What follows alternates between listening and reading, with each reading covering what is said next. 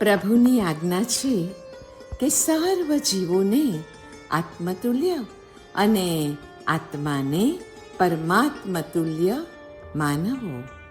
અને આજ્ઞા એ જ મોક્ષ છે, કેમ કે આજ્ઞાનું પાલન તે મોક્ષનું અવંધ્ય કારણ છે.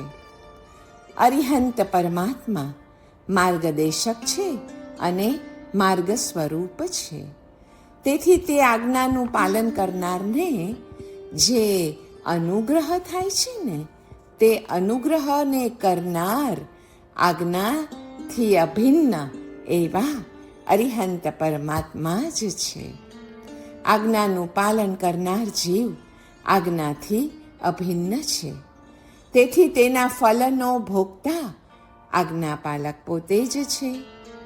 આજ્ઞાથી અભિન્ન પરમાત્માની આજ્ઞાનું પાલન છે. આવી રીતે વિચાર કરવાથી એવી તો આંતરભક્તિ પછી આપણી અંદર જાગે કે આજ્ઞાના પાલનથી થતો લાભ એ આજ્ઞા પાલકનો યશ નથી, પણ આજ્ઞાના ઉત્પાદક એવા પરમાત્માનો જ યશ છે એમ પ્રતીત થાય. નમો અરિહંતાણમ. અરિહંતોને કરેલો નમસ્કાર એ જ ઉપકારનો સ્વીકાર છે. શ્રી જીનાજ્ઞા મુજબનું વર્તન જીનના દાસને જીવના પક્ષમાં દોરે છે અને જડના સંબંધમાં બંધાતા વારે છે. આત્માને સંબંધ સર્વ જીવો એની સાથે રહેલો છે. એને શોભાવવાની પૂર્ણ પાત્રતાના વિકાસ પછી જ તે શાશ્વત પદનો અધિકારી બને છે. આજ્ઞા પાલનમાં ધર્મ છે. એનો અર્થ સ્વ પર પ્રત્યેની કરુણા વૃત્તિમાં ધર્મ છે એમ થયો. આજ્ઞા બે પ્રકારની છે, હેતુવાદ અને નિર્દુષ્ટ વચન. હેતુવાદરૂપી આજ્ઞા અને વચનરૂપી આજ્ઞા કરુણા ભાવને પરમ ધર્મ તરીકે સિદ્ધ કરે છે. તેથી કરુણા અને આજ્ઞા બંને એકબીજાથી અભિન્ન બની જાય છે. જેથી જ્યાં કરુણા ત્યાં આજ્ઞા, જ્યાં આજ્ઞા ત્યાં કરુણા. આજ્ઞા જીવો પ્રતિ કોમળતા અને કર્મો પ્રતિ કઠોરતા બતાવે છે. જીવો પ્રતિ આપણી જેટલી કરુણા તેટલી જ કર્મો પ્રતિ આપણી તીક્ષ્ણતા. આર્ત રૌદ્ર ધ્યાનનો તાત્વિક અર્થ અઘાતી કર્મોની આજ્ઞાને તોડવી તે છે. અને તે ધ્યાન કરવાની આજ્ઞા જિનેશ્વરની સેનાની હોવાથી એ જીનાજ્ઞાને જ તોડવારૂપ છે. તેથી પાપ છે. નહીતર આપણને એમ થાય કે આર્ત ધ્યાન કે આપણે રડીએ, કે રૌદ્ર ધ્યાન કે આપણે ગુસ્સો કરીએ વગેરેથી પાપ શું કામ બંધાય? પણ હા, આજે ધ્યાનમાં આવ્યું કે એ તો જીનાજ્ઞાને તોડવા રૂપ છે, એટલે પાપ છે. ધર્મ ધ્યાન એ જીનાજ્ઞાને કે જીનની સેનાની આજ્ઞાને પ્રસન્નતાપૂર્વક આધીન થવારૂપ છે. એટલે જ સામાયિક સમાધિ સમતારૂપ છે ધર્મ ધ્યાન, અને તેથી જ આચરણમાં મૂકવા યોગ્ય ઉપાદેય છે. જૈન ધર્મ બધા જ જીવો પ્રત્યે સમભાવ રાખવાનું અને ઈચ્છાઓથી દૂર રહેવાનું જણાવે છે. જૈન ધર્મ તૃષ્ણામાંથી તૃપ્તિ તરફ લઈ જાય છે. તે કહે છે કે માનવનું એ કર્તવ્ય છે કે તેણે અંતરાત્મામાં પરમાત્મા સાથે એકતા કરવી, પ્રભુની આજ્ઞાથી વાકેફ થવું અને પછી અક્ષરશઃ તેનું પાલન કરવું. અરિહંતોની આજ્ઞા જગદ ઉદ્ધારનું કાર્ય કરે છે. આજ્ઞાકારકથી આજ્ઞા અભિન્ન છે. તેથી જગદ ઉદ્ધારકનું કાર્ય અરિહંતો દ્વારા જ થાય છે એમ કહેવાય છે. આજ્ઞા પાલકથી પણ જીનાજ્ઞા અભિન્ન છે. તેથી આજ્ઞા તેના કરનારા તથા પાળનારા દ્વારા વિશ્વના જીવોનું ઉદ્ધાર કાર્ય કર્યા જ કરે છે. એવી શ્રદ્ધા જ્યારે હૃદયમાં સ્થિર થઈ જાય ને ત્યારે આજ્ઞા પાલન ઉપર સ્વાભાવિકપણે જ અંદરથી પ્રેમ ઉત્પન્ન થાય છે અને વળી સાથે સાથે આજ્ઞા ભંગનો ભય પણ પેદા થાય છે. સર્વનું શિવ થાઓ, સર્વનું કલ્યાણ થાઓ, એવી ભાવનાપૂર્વક થતું આશ્રવોનું વર્જન અને સંવરોનું સેવન કરવું એ જ પ્રભુની આજ્ઞા છે. પ્રત્યેક અનુષ્ઠાનમાં જીનાજ્ઞા અનુસ્યુત જ છે. એ વિનાનું તે નિરપેક્ષ અનુષ્ઠાન તાત્વિક ગણાતું નથી. તે દ્વારા આજ્ઞાકારક પોતે અરિહંતનું ધ્યાન પણ અનુસ્યુત રહે એ સ્વાભાવિક જ છે. આજ્ઞા અને આજ્ઞાકારક કથનચિત અભિન્ન છે. ધમ્મો આણાએ પડિબદ્ધો, અર્થાત ધર્મ આજ્ઞાથી બંધાયેલો છે. યાને આજ્ઞા પાલન એ ધર્મ. આજ્ઞા રહિત ધર્મ એ ઘાસના પૂળા કે ઘાસના સમૂહ જેવો છે. ધર્મ આજ્ઞાથી પ્રતિબદ્ધ છે એ વાક્યનો અર્થ એ થાય છે કે ધર્મ કહેનાર તીર્થંકરો પણ આજ્ઞાકારક ત્યારે જ બને છે કે જ્યારે તેઓ સ્વયં પૂર્ણપણે આજ્ઞાપાલક બન્યા હોય છે. ધર્મ પણ નમસ્કારથી જ બંધાયેલો છે. નમસ્કાર આજ્ઞાકારક આજ્ઞાકર્તુના બહુમાનરૂપ છે, પરંતુ આજ્ઞાપાલકના અભિમાનરૂપ નથી જ. આજ્ઞાકારક તથા આજ્ઞાપાલક ઉભય આજ્ઞા પ્રતિબદ્ધ છે.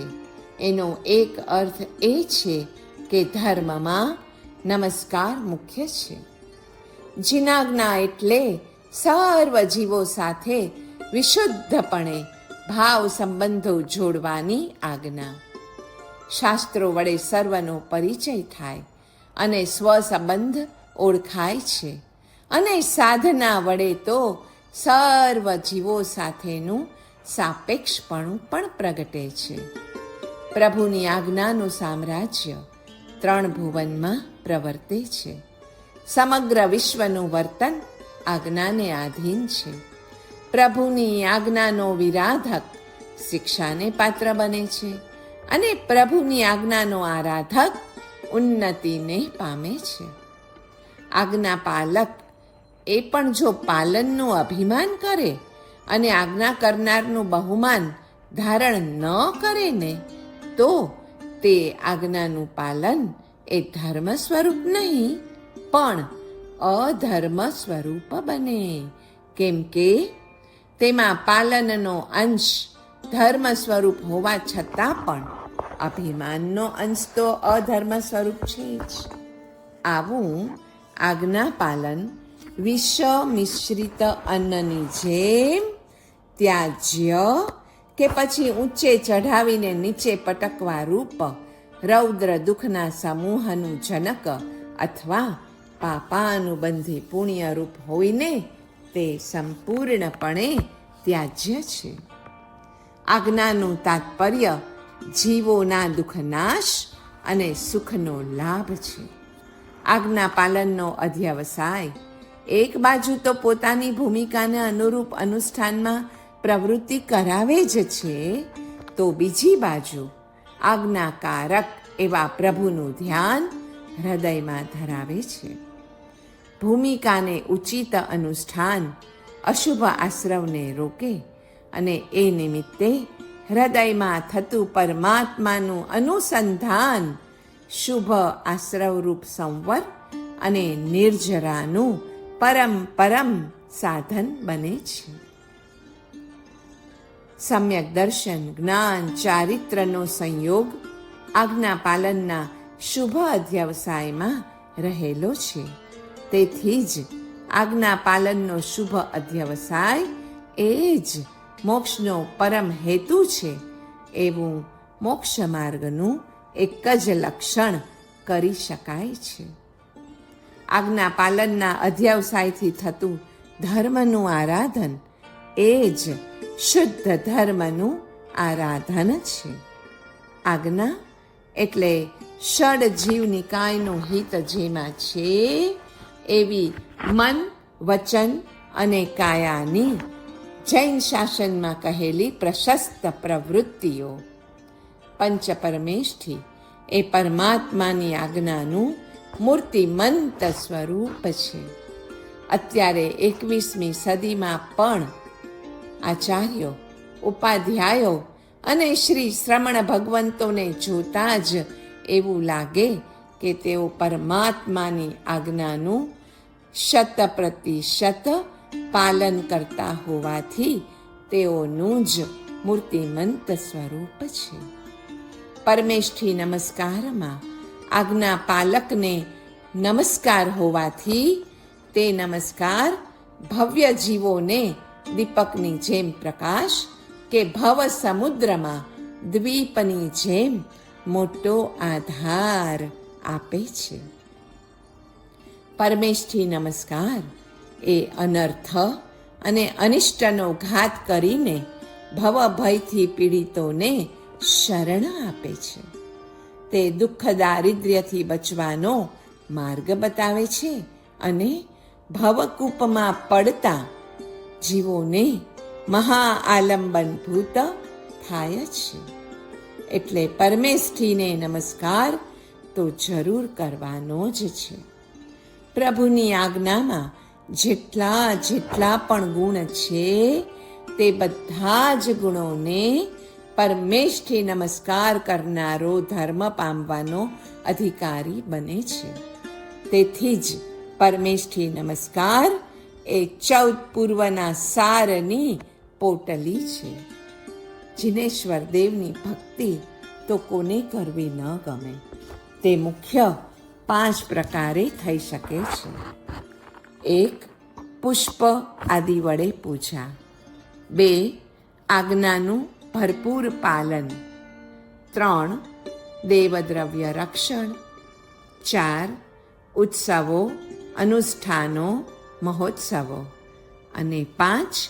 તીર્થયાત્રા.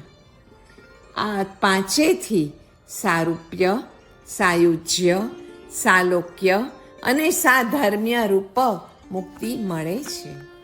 જૈન માત્રનો સૌથી પહેલો નિયમ એ જ છે કે બધા જીવોમાં જે જીવત્વ રહેલું છે ને તેને માટે તેના મનમાં માન હોવું જોઈએ. એ જીવત્વની મહત્તા અને પવિત્રતા સમજીને તેનો દ્રવ્ય અને ભાવથી નાશ ન થાય એવી ભાવના સતત મનમાં ધરાવવી જોઈએ અને તે મુજબ જ પોતાનું જીવન પણ ઘડવું જોઈએ. જૈન સાધનાનું એ લક્ષ્ય છે કે વિચારમાં વ્યાપકતા અને આચારમાં સંકુચિતતા આવે. નિર્વિચાર થવામાં વિચાર બાધક છે પણ આચાર સાધક છે. વિચારો કે વિકલ્પને ઉત્પન્ન કરનાર એવા પદાર્થોનો જીવનમાં ત્યાગ કર્યા વિના વિચાર કે વિકલ્પથી પર બની શકાતું નથી. વેદ માતા વિચાર છે તો પ્રવચન માતા આચાર છે. અરહંતનું શાસન કહે છે કે તમારા મનને શુદ્ધ બનાવવા માટે શિવમસ્તુ સર્વ જગત આ ભાવનાને નિષદિન મનમાં ધારણ કરો. અરિહંતોની આજ્ઞાનું મહાત્મ્ય ઘણું જ ઊંચું છે. આજ્ઞા એ આજ્ઞાકારક અને આજ્ઞાપાલક એમ ઉભયથી કથનચિત અભિન્ન છે. આજ્ઞા રહિત અનુષ્ઠાન એ પલાલ પુંજ અર્થાત ઘાસના સમૂહ જેવું છે અને આજ્ઞા સહિતના અનુષ્ઠાનમાં આજ્ઞાકારક ઉપર ભક્તિ તથા આજ્ઞા પાલન પ્રત્યે નિષ્ઠા જાગે છે. આજ્ઞાકારક અરિહંતોનો 3 પ્રકારે ઉપકાર છે. 1. ગુણ પ્રકર્ષ રૂપતા, જે આદર્શ રૂપે મંગળ છે. માર્ગદેશકતા, જે માર્ગદર્શન રૂપે ઉત્તમ છે. અને માર્ગરૂપતા, જે આલંબન રૂપે આપણું શરણ છે.